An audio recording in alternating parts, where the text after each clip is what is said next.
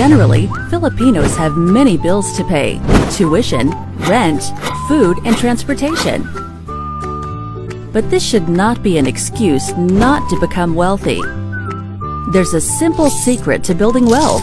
No complicated schemes, no impossible tasks. It's called steadily saving.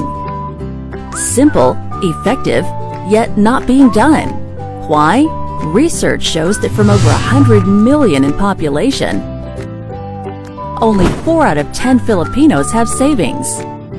Of these 4 people, only 32% have bank accounts. The same research also found out that 4 out of 10 households have no emergency funds, while the other 6 have very little spare money.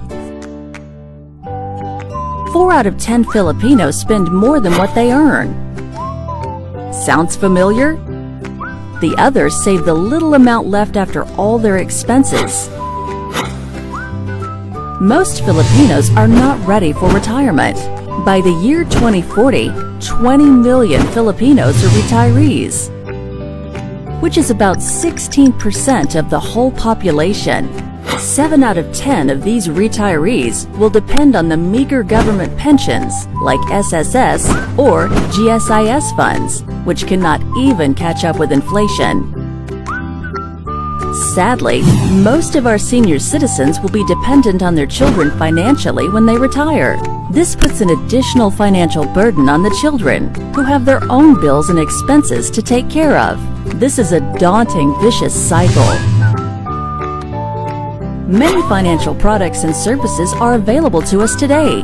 With the right information, guidance, and training, everyone can retire comfortably. Sadly, only 8% of Filipinos are aware and have been investing in these options.